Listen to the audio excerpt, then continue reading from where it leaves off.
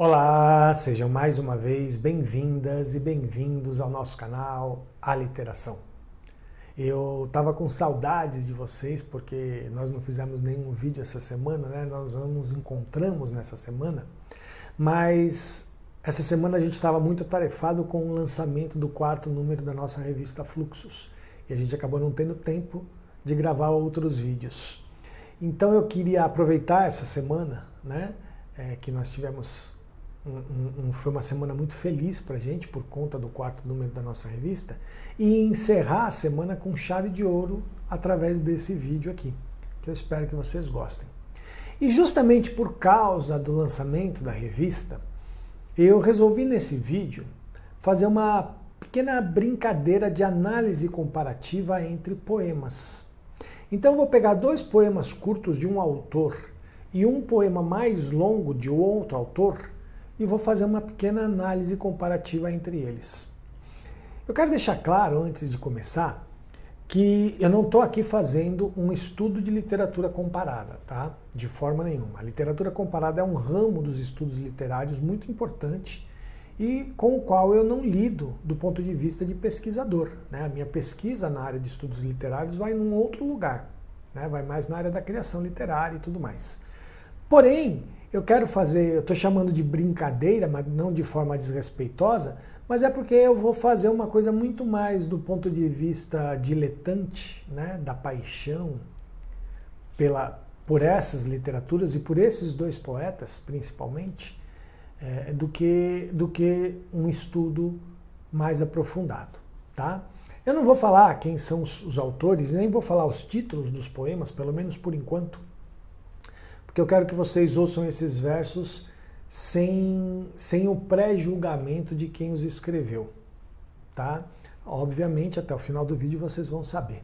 E quem acompanha o nosso trabalho, né, o nosso canal aqui, o nosso blog, provavelmente vai reconhecer alguns desses versos. Então eu vou ler primeiro os dois poemas curtos de um autor e depois vou ler o poema do outro autor e aí a gente vai começar a brincar com eles. Vamos lá, primeiro poema. No descomeço era o verbo. Só depois é que veio o delírio do verbo. O delírio do verbo estava no começo, lá onde a criança diz: eu escuto a cor dos passarinhos. A criança não sabe que o verbo escutar não funciona para cor, mas para som. Então, se a criança muda a função de um verbo, ele delira. E pois, em poesia, que é voz de poeta, que é a voz de fazer nascimentos, o verbo tem que pegar delírio. Esse foi o primeiro poema. O segundo poema do mesmo autor. A poesia está guardada nas palavras. É tudo que eu sei. Meu fado é o de não saber quase tudo. Sobre o nada eu tenho profundidades. Não tenho conexões com a realidade. Poderoso para mim não é aquele que descobre ouro. Para mim, poderoso é aquele que descobre as insignificâncias do mundo e as nossas. Por essa pequena sentença, me elogiaram de imbecil. Fiquei emocionado e chorei. Sou fraco para elogios. Agora eu vou ler o poema do outro autor, que é um pouco mais longo. As pessoas obrigadas a grandezas acabam se esquecendo das pequenices. Ou melhor, as guardam no canto da boca, para às vezes fazerem bochechos de poesia.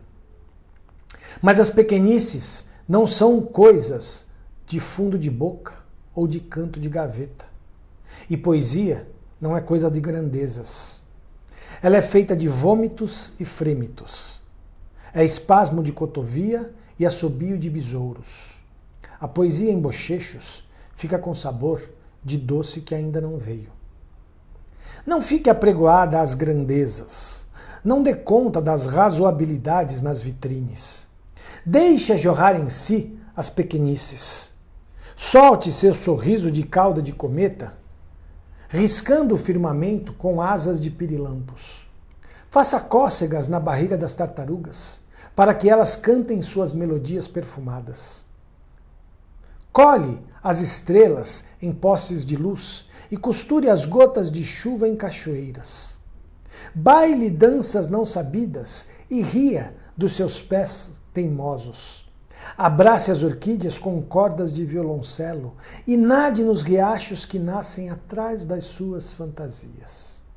Ouça os rodopios das formigas que voltam para suas casas depois de mais de um dia em busca de pérolas embriagadas. Corra, pare, pule, balance a cabeça. Assim, a poesia virá aos borbotões. Do mesmo jeito que acontece a cada vez em que você brilha sua alegria como uma estrela cadente que embala nossos desejos de uma vida inteira. Bom, por que eu resolvi fazer essa brincadeira comparativa entre esses poemas? Primeiro, vamos pensar o que é que esses poemas têm em comum.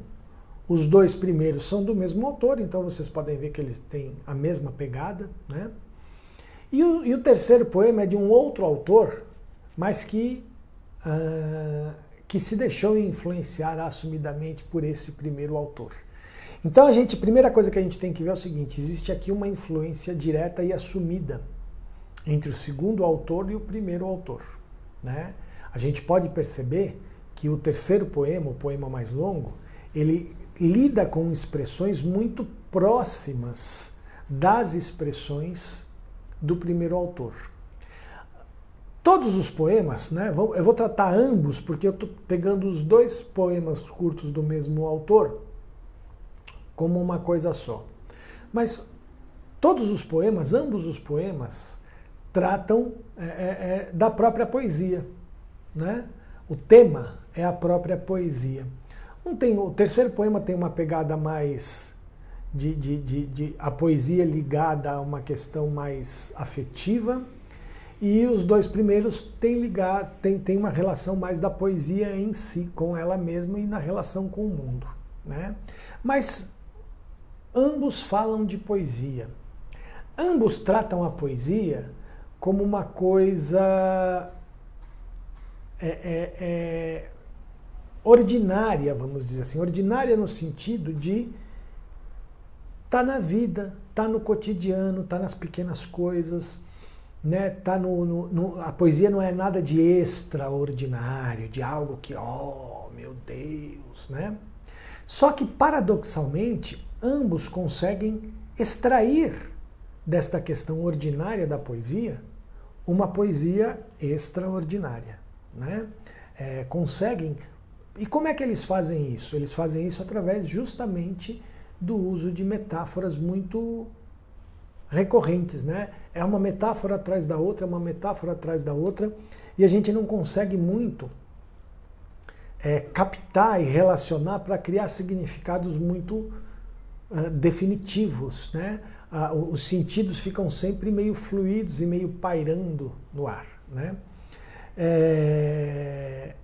E aí eu quero falar um pouco de como eu considero esses poemas próximos àquilo que eu chamo do estado pós-metafórico de sentidos, né? Quem acompanha aí o nosso canal já sabe que essa é a minha pesquisa de estudos literários, né, na criação literária, que é a questão dos estados de sentido, e o estado pós-metafórico de sentido, para mim, é o mais rico da criação literária, né, nesse movimento de atravessar esses estados de sentidos e atingir essa pós-metáfora, né?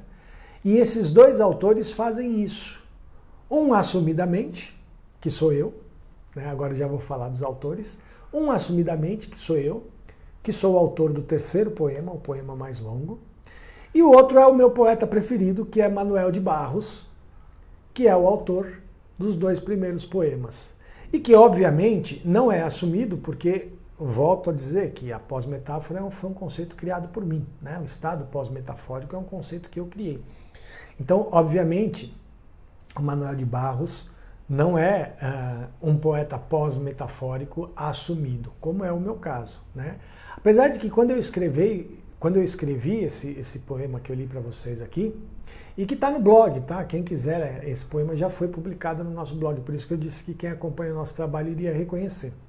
Mas enfim, eu não tinha ainda, quando eu escrevi esse poema, a ideia da pós-metáfora totalmente, né, da pós-metáfora na criação literária totalmente elaborada. Eu já tinha essa ideia do pós-metafórico elaborado no teatro, que é de onde vem a minha pesquisa, mas na criação literária eu ainda estava iniciando. Então mesmo esse poema não é assumidamente pós-metafórico.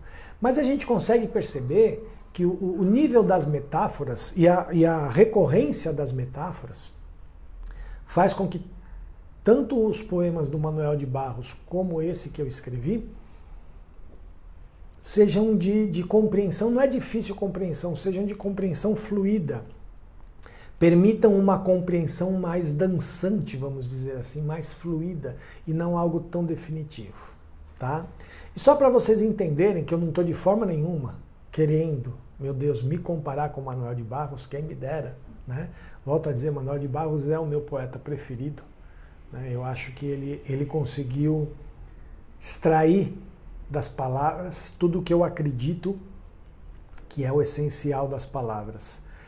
Então não estou de forma nenhuma me comparando, mas é isso, não tem como negar que esse poema especificamente, a minha poesia em geral, mas esse poema especificamente é uma influência direta do Manuel de Barros. Tanto que os dois poemas do Manuel de Barros que eu li, né, um deles faz parte de um livro chamado Livro das Ignorâncias e o outro faz parte de um livro chamado Tratado Geral das Grandezas do Ínfimo. E o nome do meu poema é Tratado Geral de uma Estrela Sem Grandeza. Então veja, a influência é assumida. Eu estou assumidamente me deixando atravessar pela poesia do Manuel de Barros quando eu resolvi escrever essa poesia, que foi em 2018. Então imagina, Manuel de Barros, as poesias do Manuel de Barros são muito mais antigas.